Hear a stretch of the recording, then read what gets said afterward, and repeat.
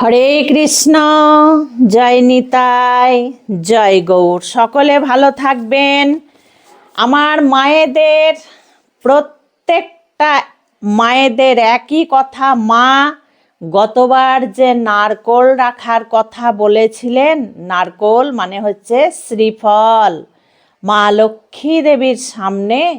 তো এই নারকোল তো এবার নিয়ে ভিডিও করলেন না, তার মানে এখানে বুঝতে পারছি মায়েরা নিশ্চয় উপকার পেয়েছে এবং মায়েদের মনে ভীষণ শান্তিও এসেছে। তো এবার তিথি না হলে তো আমি বলতে পারি না যে কবে রাখতে হবে। তো এখানে মাঘ মাসের পূর্ণিমা, শ্রেষ্ঠ পূর্ণিমা বলে বলা হয়েছে, যেহেতু মাঘ মাস পবিত্র মাস, ভগবানের প্রিয় মাস, দেবদেবীর প্রিয় মাস, কাজেই মাঘ মাসের পূর্ণিমা ভীষণ গুরুত্বপূর্ণ পূর্ণিমা। মাঘ মাসের পূর্ণিমায় পুজো যদি মায়েরা না দিতে পারো, অসুবিধার কোনো কারণ নেই।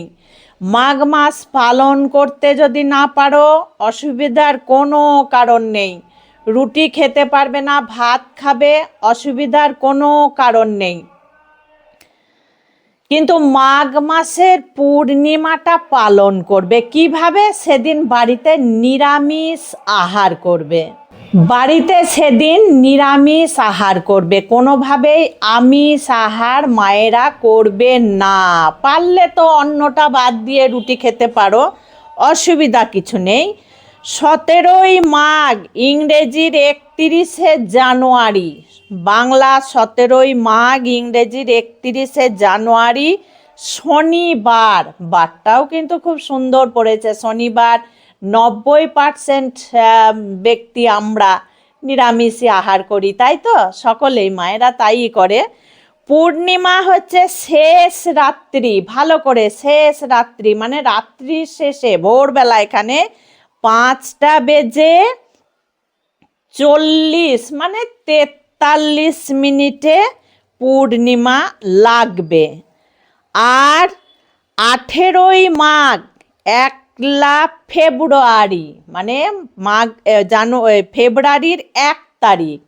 18ই মাঘ আর ফেব্রুয়ারির 1 তারিখ রবিবার, পূর্ণিমা শেষ রাত্রি মানে পূর্ণিমা ভোর 4টে বেজে 8 মিনিটে ছেড়ে যাবে।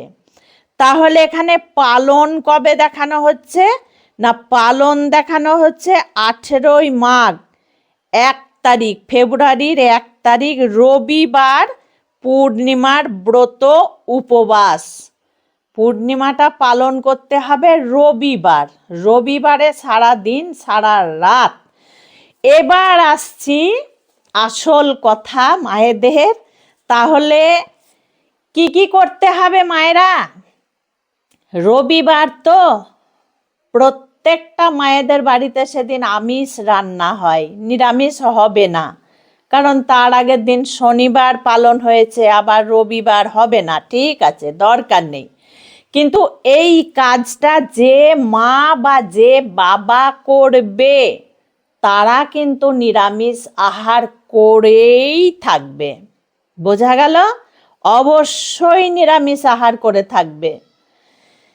প্রথমে বলি, সুন্দর নিখুঁত একটা নারকোল নেবে। সেই নারকোল নিয়ে 3 হাত লাল কাঠ নিয়ে আসবে।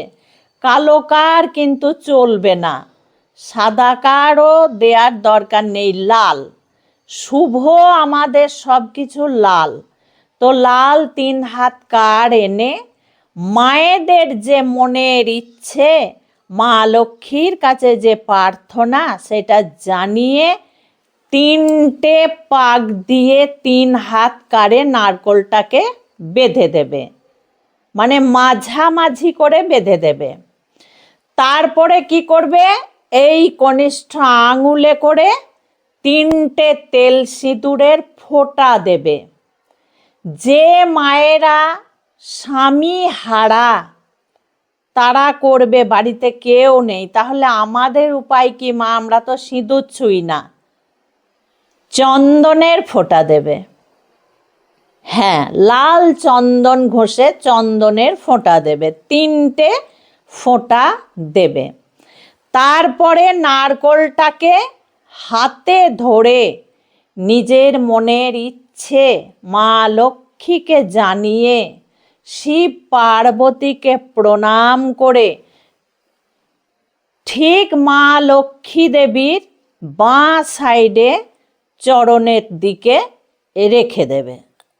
যাদের সিংহাসনে রাখার জায়গা আছে তারা সিংহাসনে মা লক্ষ্মী দেবীর চরণের সামনে রেখে দেবে। যাদের জায়গা নেই তারা কি করবে, তারা নারকোল নিয়ে মনের ইচ্ছে জানিয়ে মা লক্ষ্মী দেবীর চরণে 3বার ছুঁয়ে নিয়ে তোমরা নারকোলটাকে প্রণাম করে ঘরের যে কোনো সুন্দর পবিত্র স্থানে রেখে দেবে। সিংহাসনে রাখতেই হবে তার কোনো দরকার নেই, রেখে দেবে। এই দিন কি করবে, মা লক্ষ্মীকে একটা ঘিয়ের প্রদীপ ধরিয়ে দিতে পারো, পূর্ণিমা যেহেতু, বা তিল তেল দিয়ে প্রদীপ ধরিয়ে দিতে পারো, বা সর্ষের তেল দিয়ে। নারকোলটাকে দেবার আগে কিন্তু প্রদীপটাকে জ্বালিয়ে দেবে। প্রদীপটাকে জ্বালিয়ে মা লক্ষ্মীকে দেখিয়ে, ভগবানদেরকে সকলকে দেখিয়ে রেখে দিয়ে তারপরে নারকোলের টোটকাটা করে নারকোলটা তোমরা সুন্দরভাবে রেখে দেবে। যে মায়েরা 1 বছর রাখতে চাও, আমি 1 বছরের কথাই বলি, যে মায়েরা 1 বছর রাখতে চাও খুব ভালো কথা, 1 বছর রেখেই দেবে। তো বেশি জায়গাও লাগবে না, ঝামেলারও কোনো ব্যাপার নেই, এবং পচে যাবে, দুর্গন্ধ ছুটবে, পোকা লাগবে তারও কোনো ব্যবস্থা নেই, যেহেতু শ্রীফল নারকোল এরকম হয় না। বোঝা গেল? যে মায়েদের নারকোলে গাছ উঠে যাবে খুব ভালো, শুভ জানবে, খুব ভালো। সেই নারকোল মায়েদের যদি উপায় থাকে না, সেই নারকোলটা কিন্তু বাড়িতে যদি মাটি থাকে তাহলে সেখানে লাগিয়ে দিতে পারো, সবচেয়ে শুভ। মা লক্ষ্মী দেবীর আশীর্বাদ লাগিয়ে দিতে পারো।